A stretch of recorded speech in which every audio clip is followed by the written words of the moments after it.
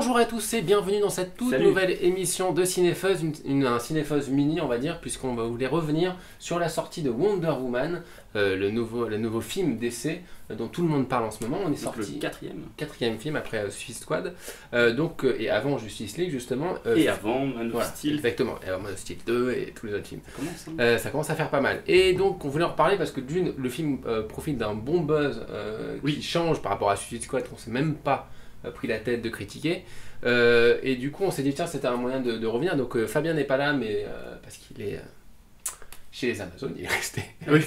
Il a pas réussi à s'en estirper, il a pas voulu partir. Je comprends.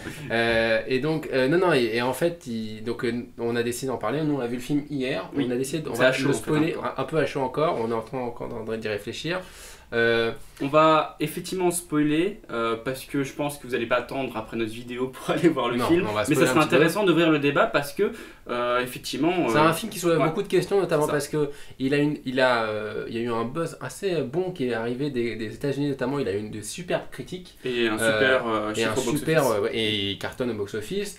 Patty Jenkins, donc, qui est la réalisatrice, qui avait réalisé Monster, et qui du coup devient, je crois qu'elle va devenir la réalisatrice femme, mais ça c'est plus, hélas, les problèmes du système de cinématographique qui va devenir la première femme à atteindre de tels succès, ça en tout cas parmi les plus gros succès. Après là c'est quoi? C'est le premier film de super-héros féminin? Non. Non, c'est pas ça? Alors le problème c'est que voilà, c'est un des premiers trucs, c'est que c'est vendu comme étant le premier film de femmes. Non, de super-héros. Ouais, le premier film de super-héros, et aussi le premier film de super-héros réalisé par une femme. Et dans tous les cas, c'est pas fait. Parce que Punisher Warzone est un film de super-héros réalisé par une femme, qui est très bien d'ailleurs, qui était super bien. Alors, pas de super-héros du coup, oui, d'adaptation de comics. Ouais, mais peut-être que les fans jouent sur les mots exprès pour symboliser l'hyperpuissance féminine. DC aussi joue peut-être un peu sur les mots pour vendre son truc, quoi. Et il y a aussi Catherine Bigelow qui avait été réalisatrice, pas sur les films de super-héros, mais qui avait réalisé K-19, qui était un des films les plus chers de l'époque, réalisé par une femme. Et ça, ce qui est horrible, c'est que ça fait quand même très très longtemps, ça fait plus d'une dizaine d'années, et que depuis on n'était pas arrivé. Donc voilà, on parle beaucoup de ça, mais nous on va aussi parler du film. Alors voilà, en plus premier film de super-héros avec une femme, non, parce qu'il y a eu Elektra, il y a eu Supergirl, il y a eu, ok, c'était des mauvais films, mais il y en a eu, quoi. Donc on peut pas dire exactement ça. Oui, il y a eu des tentations. Mais il y avait un espoir parce que c'est Wonder Woman. Wonder Woman fait partie de la mythologie populaire américaine autant que Superman. Il y a eu la série télé qui a pas mal, qui a été très marquante pour pour une génération. Ouais. Et puis voilà. Pour plusieurs générations, je crois que cette série télé, elle est identitaire au personnage. Exactement. Clairement, plus que peut-être le comics pour certains. Mais un peu comme la première série Batman, si tu veux, des années 70, qui a pendant longtemps été.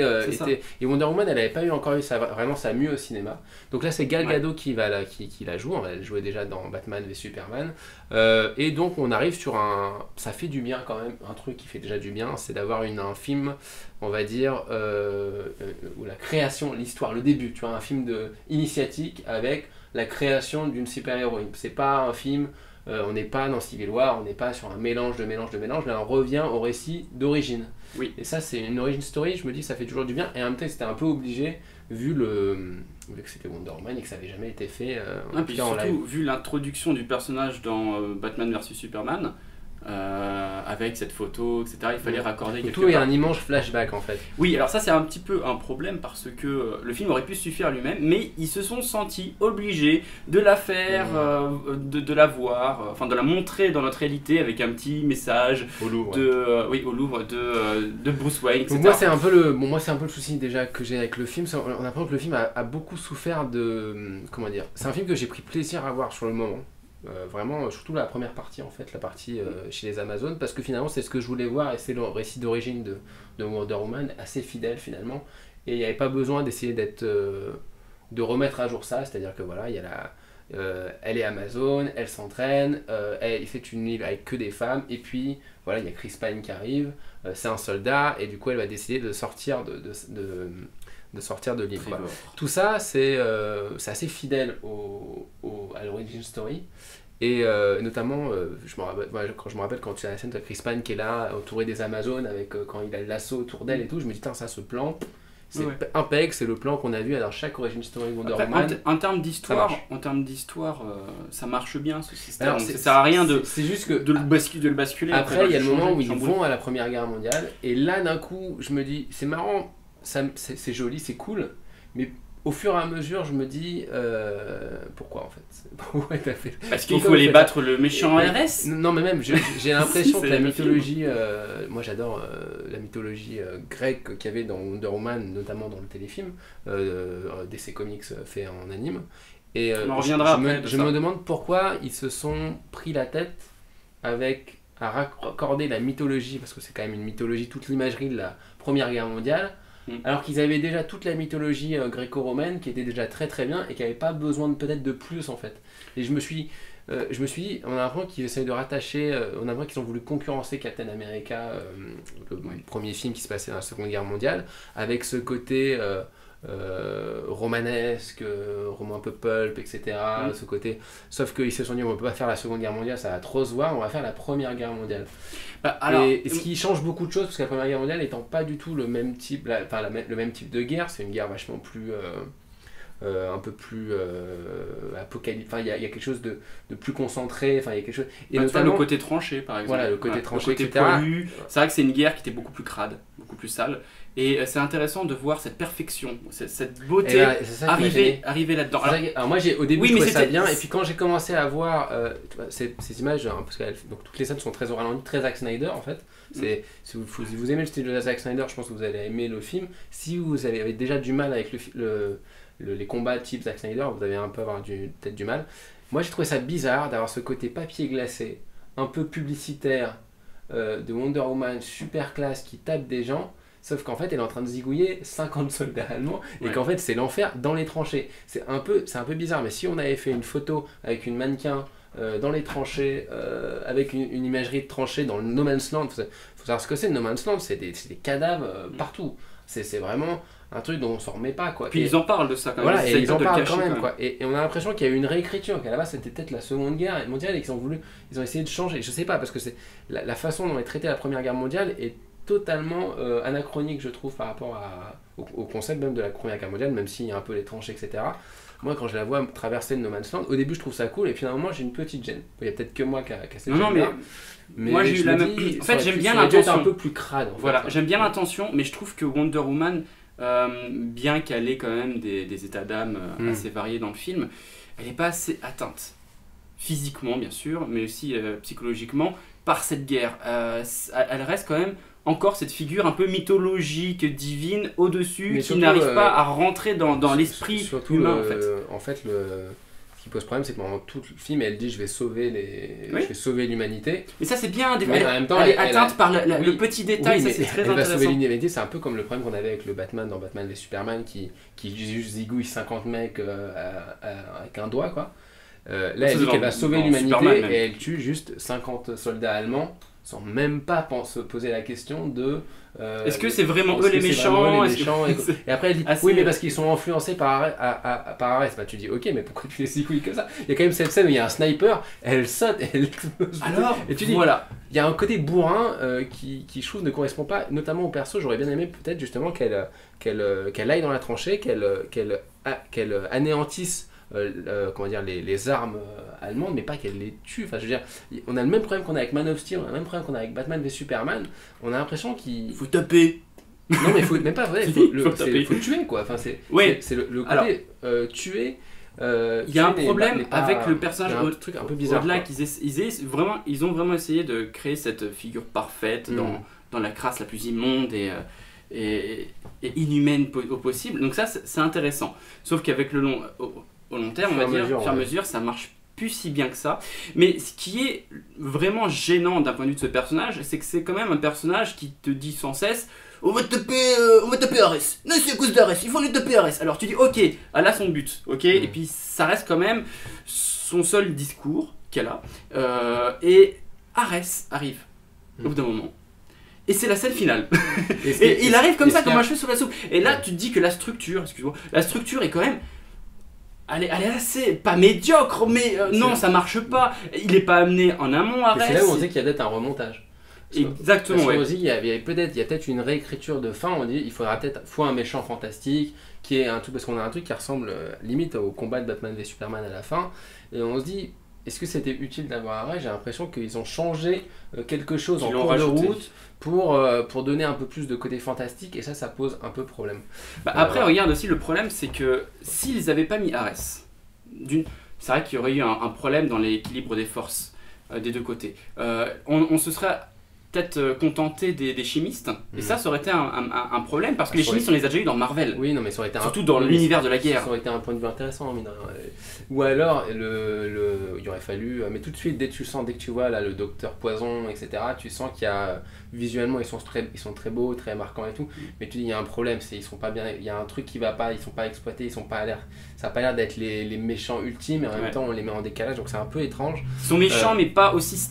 Ils n'ont pas des scènes iconiques. On n'a pas le crâne rouge, quoi. Et exactement. ça, c'est parce que le problème de ce film, c'est qu'il est très sympa, mais il fait un peu pas de figure face à Captain America, quoi, qui est vraiment l'exception de tous les derniers films de super-héros, qui est d'ailleurs pas un film super aimé. Captain America Qui et aussi avait il tranchait avec tous les autres films Marvel. Bon, après, c'est à l'époque où chaque réalisateur il mettait vraiment de sa patte. En réel, il jouait sur l'imagerie pop aussi, mais il y avait un côté déjà plus classique, qui était moins dans les ralentis, etc., qui rendait le truc quand même un peu plus... Mais même la relation avec Chris Pine ressemble beaucoup à la relation qu'il a avec Carter, Captain America avec Carter. Oui, il y a beaucoup de parallèles à faire. Et encore une fois, on a un peu l'impression, parce qu'ils ont été forts, parce qu'ils ont vendu le film comme étant un premier film, le film féministe, le premier film avec une super-héroïne femme. Alors c'est pas exactement le cas, mais c'est vrai que c'est le premier grand film, très grand blockbuster avec une super-héroïne femme. Le film et du coup, moderne, ils coiffent sur le poteau Miss Marvel de Marvel. Et du coup, ils en ont le bénéfice, alors que si je pense que ce film était sorti après Miss Marvel de Marvel, peut-être on aurait peut-être plus vu les défauts. J'ai un peu l'impression que les gens je sais pas. Disons que je pense que moi ce qui le point de vue concurrentiel à ce niveau-là, je crois qu'on s'en fout un petit peu. Si, parce que ce film ressemble énormément à Captain America. Oui, non, bien sûr. Et du coup, moi j'ai vraiment l'impression qu'ils ont couru derrière, quoi. Et qu'après ils ont un peu retouché pour montrer que finalement c'était pas exactement ça. Quand même, ils se sont peut-être dit quand même que c'était aussi des origines. C'est en développement depuis un moment. Il faut se dire que Marvel et DC ont toujours eu des personnages un peu similaires. On verra peut-être Darkseid avec Thanos quand les univers se seront un peu plus développés. Regarde tout simplement Iron Man et Batman Begins. À l'époque déjà, il y avait des similitudes extrêmes. Bon, c'est pour ça que je me dis c'est normal qu'on ait ça, et je préfère à la rigueur qu'on ait des similitudes plutôt que de dénaturer le personnage. Tu vois, tu penses que tu aurais traité Wonder Woman comme ça avant Captain America? Tu parles du téléfilm. Oui, exactement, c'est ce que je dis. Je pense clairement qu'ils auraient fait le même film.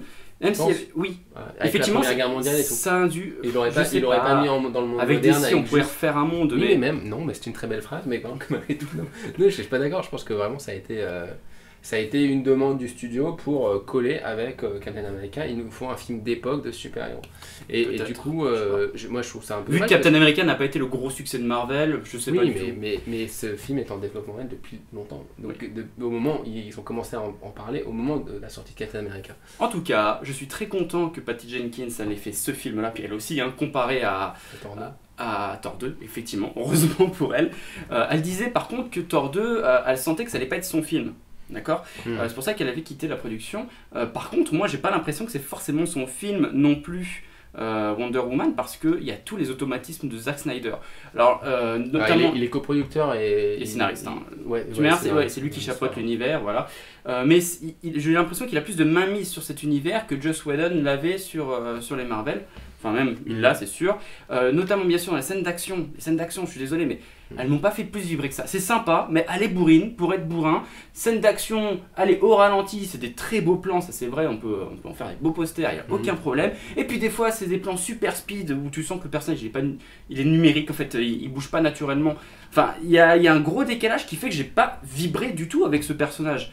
Alors que c'est fun, le main theme qui revient sans cesse, c'est vrai que ça te balance quand même du frisson au bon moment, etc. Il y a un côté, moi je voyais bien le film comme, je sentais qu'il y avait des scènes qui étaient tournées pour qu'il y ait dans la salle des mecs, des gens, des femmes ou des hommes qui applaudissent, qui disent ouais trop bien, tu vois, il y a un côté, t'as l'impression qu'il y avait quelque chose pour susciter un peu comme un match de foot, quoi. Tu vois, Oui, des trucs exactement. iconiques pour en mettre plein la vue.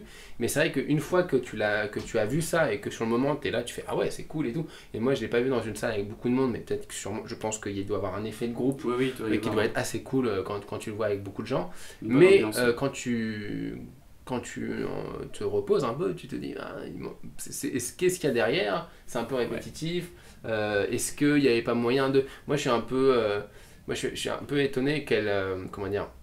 Elle est censée être assez lettrée, assez intelligente, etc. Et je trouve qu'elle est quand même très bourrine Mais c'est ça, sur c'est un la problème. partie Première Guerre mondiale. Alors que ce qui était intéressant dans Captain America, c'est Joe Johnston, il avait quand même un regard sur cette Mm. iconisation. Alors que dans Wonder Woman, ils essayent de fuir cette iconisation. Ils essayent de. Alors en plus, avec la photo qui est désaturée, c'est pour ça que je parlais Oui, puis du d'un coup, il y a film de des- Patty comme Jenkins, tu dis, je sais pas en il y a fait, des parce que ça fait incohérences plus film de aussi, Zack il y a des Snyder. incohérences un peu bizarres, alors peut-être que vous les aurez relevées aussi, qui sont notamment, moi, il y a un truc que j'ai pas compris, quand elle est en robe comme ça, elle a son épée derrière son dos, et tu dis mais tout le monde l'a remarqué, comment ça se fait que personne n'a remarqué quand elle va en soirée avec une énorme épée derrière son dos? Bon, par contre, Bon, graphiquement, c'est top. Oui, C'est vrai que ça fait d'accord, classe, mais c'est comme souvent avec Snyder d'ailleurs, pareil, hein, Oui. c'est-à-dire que tu dis c'est beau, c'est classe, mais Un ça peu n'a con quand aucun même. sens, ça n'a aucun sens que personne ne remarque. En parlant d'épée, Voilà, il y a voilà. une scène magnifique. Bah, la scène, voilà, cette scène qui ne veut rien dire. Quand elle tue le général, ou je sais plus ce qu'il est, et que il y a après, du coup, Ares qui arrive. Donc déjà, le choc. Ares, c'est lui? Il va peut-être se transformer en quelqu'un d'autre, ou non, il reste comme ça. Bon, ok. Et il parle, et puis la scène n'est pas très belle, alors qu'il y a tout plein de choses qui se passent derrière. Et non, et en fait, il parle, et c'est pas très intéressant. Et au bout d'un moment, elle se rend compte qu'elle a plus son épée. Voilà, il y a un plan de dos sur elle, où elle se rend compte qu'elle a plus son épée. On revient sur un plan sur Chris Pine, et puis après, on revient sur le même plan de Wonder Woman, où elle arrive, hop, Ouais, ah, c'est ça, bon, j'ai mon épée. T'as vu qu'ils ont coupé ça et ça, on dirait une ellipse en fait, un peu maladroite. Arès a attendu Oui. qu'elle aille chercher son épée, Oui. et qu'il leur dit tranquille pénard, oui tu peux y aller ma belle, vas-y va chercher l'épée. Enfin c'est, il y a des choses un petit peu anti-cinématographiques C'est pas comme ça. là, ça c'est un Si, vrai si. problème de scénario. Si, c'est que là on est Ah, mais- de montage, enfin il y a un truc carrément du non genre. mais j'en sais rien parce que le plan est fait C'est- quand même. Le mec il est resté il y a derrière clairement sa une vitre. séquence qui a été tournée, qui a été coupée. Mais non, je ou sais alors, pas, je pense ou pas parce alors, que non, le non, Arès ou il reste alors- au même endroit. Moi, c'est pour ça que je pense qu'il y a eu un reshoot et que je suis pas sûr que le Arès, ça ils ne le diront jamais. Je suis pas sûr que le Arès C'était prévu. qui était prévu était celui-là, et peut-être qu'au moment où elle tuait le général, finalement ça se révélait être Arès. Enfin, à mon avis, il y avait tout un truc qui a été changé au fur et à mesure.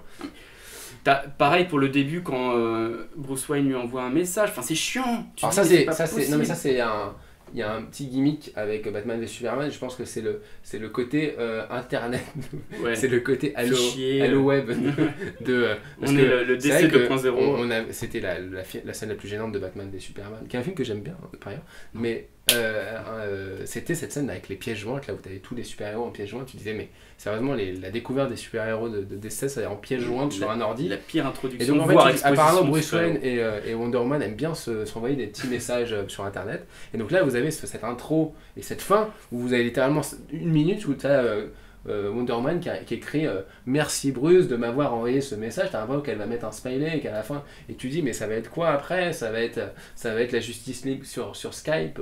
Ça serait génial. c'est- T'imagines C'est vrai, t'as raison, c'est anti-cinématographique. Enfin, LOL au-delà que ça LOL n'a de la aucune justice, en fait, ça n'existera plus, ça sera une réunion Skype. Non, mais ça sera juste C'est- parfait. tu dis, mais déjà, dans le premier film, ça sentait la reshoot pour montrer la Justice League parce que tu sentais les producteurs qui avaient dû pousser le pauvre Zack Snyder à en rajouter, et du coup il avait pas le choix. Et là, pareil, ça sent le truc du genre il faut raccorder avec Bruce Wayne, mais là, Bruce Wayne on le voit même pas, il envoie des mails quoi. Donc tu fais, mais qu'est-ce qui va se passer entre quand il y aura Flash, il va aussi envoyer, ils vont s'envoyer des SMS, c'est ridicule, il y a un côté un peu. Ouais, ils ont voulu anti-cinématographique faire un côté un peu là-dedans. Titanic avec la Oui, photo, mais bon, attends, elle vient, elle regarde la mais mémoire, la la photo, douleur. c'est Titanic, tu sais bien que il y a plusieurs passages, c'est bien écrit quoi. Là, elle regarde la photo, elle fait et puis elle voyage tout, et après elle fait ah bah ok, elle ramasse. Merci Bruce de m'avoir envoyé ce truc. T'es là, tu fais quoi? C'est ça votre fin? C'est Avec- ça votre truc? Avec la petite tasse de café ou de thé. Non mais sur même numéro, pas, c'est Twister, ridicule. Non mais c'est c'est ridicule. ça sert à rien. C'est vrai qu'ils auraient pu carrément l'enlever et ça aurait Mais été je un pense film que, à nickel. mon Quoi. avis, Enfin c'était- nickel. Pareil, je Dans pense sa que trame. c'était pas dans le scénar, ça se voit.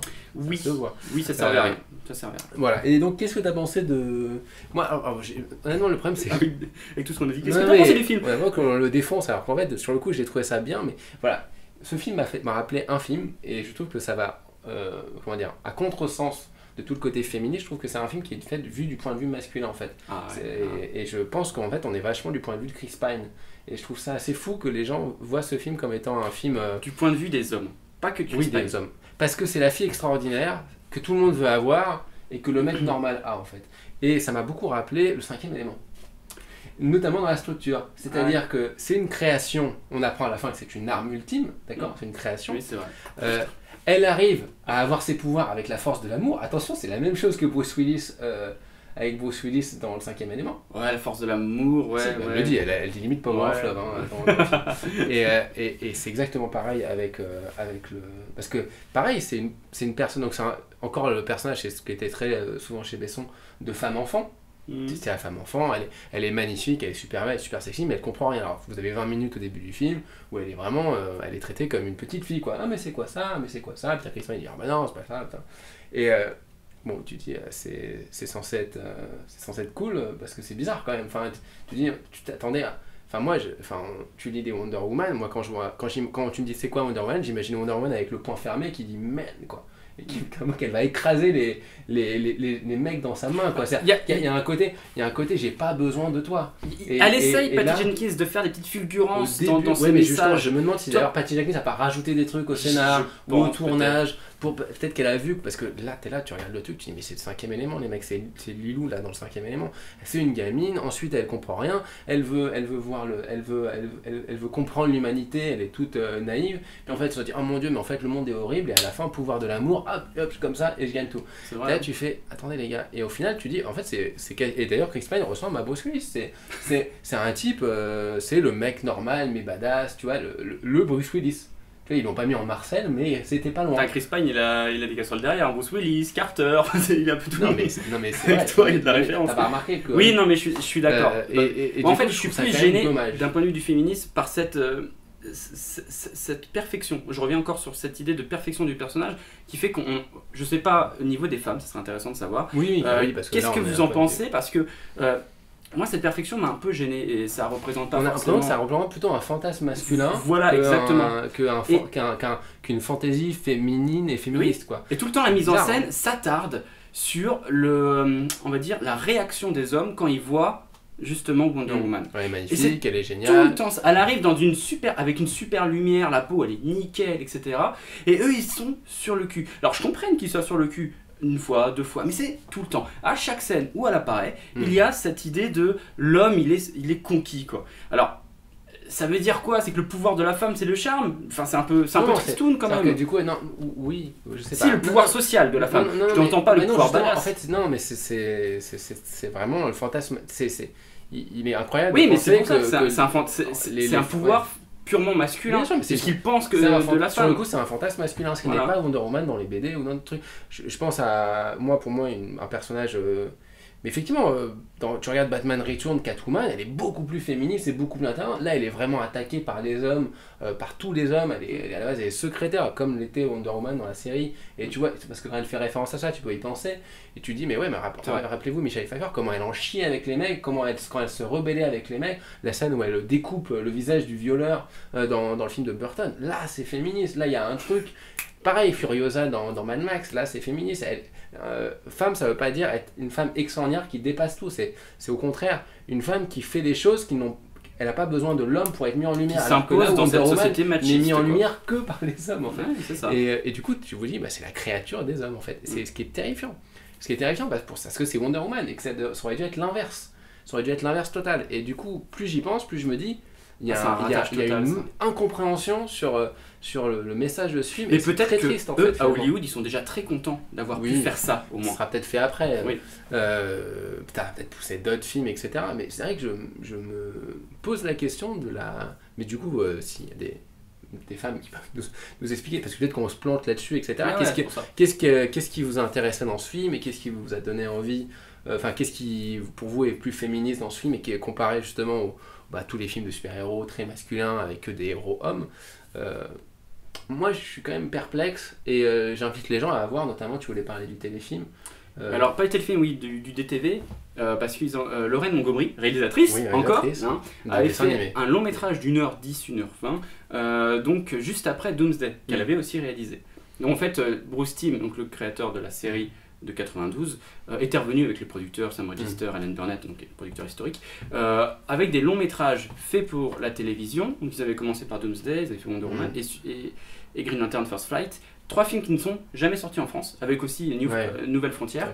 Peut-être les meilleurs films en plus. Et en fait, Lorraine Montgomery avait proposé une Wonder Woman sur le coup qui allait à contresens de ce film-là, qui avait vraiment une aura incroyable, qui racontait beaucoup plus de choses. Et l'histoire d'ailleurs n'avait rien à voir avec les hommes, parce que c'était concentré sur une rivalité avec pas une sœur, mais en tout cas une sœur d'armes, un truc comme ça. Bah, il y avait quand même Trevor, il y avait quand même Ares, il y avait quand même l'origin story sur lui. Mais il y avait un truc de sœur d'armes, une rivale qui se battait, donc du coup mais l'histoire avec Hades c'était une femme, était totalement différente. Et ça là que vous dites, mais Hades, pourquoi il arrive comme ça dans un film à 200... Ares. Oui, il y avait Hades aussi dans l'anime. Pourquoi il arrive comme ça dans une production à 200 millions de dollars? C'est une faute de scénario, sur le coup c'est pas possible d'amener au spectateur un personnage comme ça, sans expo, sans rien du tout, juste avec quelques mentions du personnage au début. Et comment dans un film animé, ils arrivent à te présenter un Arès, et là, le méchant. Il développe la mythologie grecque avec les Amazones. Là, en 1h10 J'étais tellement déçu je pensais qu'on allait revoir les Amazones à un moment donné dans le film. Pareil, ils allaient revenir et que ça allait être les Amazones qui reviennent sur Terre pour être avec la princesse. Ça le sera peut-être dans le 2. Non mais c'est pareil, ça sent le remontage. C'est pas possible de faire 20 minutes sur les origines sur une île avec toutes les filles, justement toutes les femmes amazones, et ne pas les réexploiter après. Ça semble fou. Faut critiquer. Avant qu'elle est même pas revenue sur l'île. Mais oui, moi aussi je pensais qu'elle allait y revenir. Attends, ça fait juste 100 ans et elle est pas toujours pas revenue. Mais non, mais parce que ça aurait été le monomythe, c'est purement masculin. Non, c'est bizarre. Alors c'est sympa le Louvre, on je aura, sais pas si elle veut être on aura beau travailler là-bas. casser Spider-Man 3 avec Venom qui est arrivé comme ça aussi, comme un cheveu à soupe. Mais Sam Raimi, il avait quand même fait des petites scènes d'introduction du personnage, ok.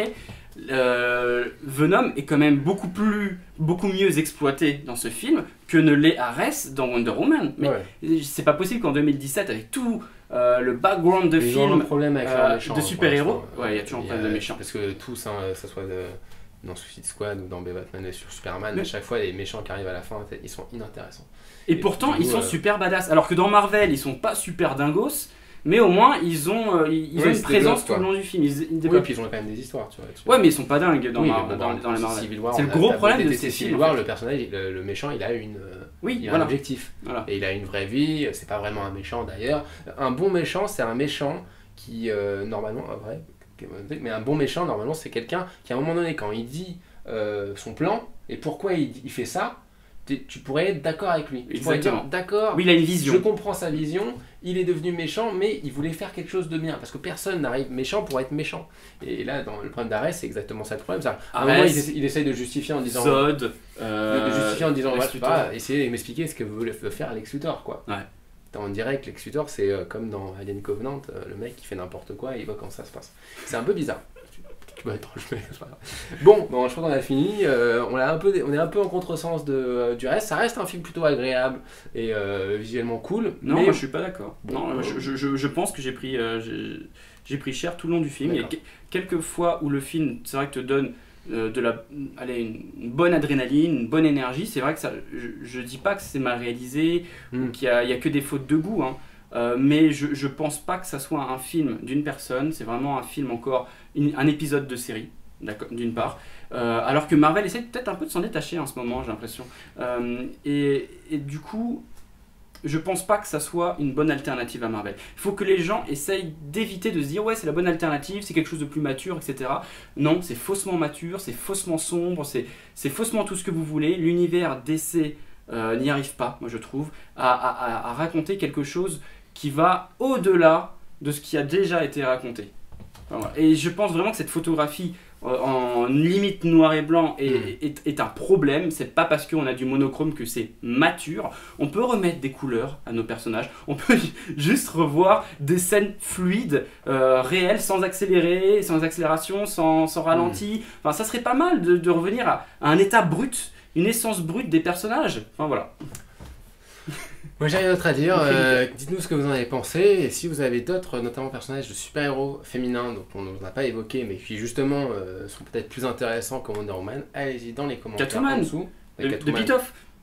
Ah, il y avait ça comme film de super-héros féminin qu'on avait. Non, mais par contre, c'est vrai que C'était la fin. si vous n'avez pas vu Punisher Warzone, Ouais. ça, c'est un film qu'il faut voir réalisé par une femme bien badass. Et on se dit à bientôt pour de nouvelles émissions. Salut! Ciao!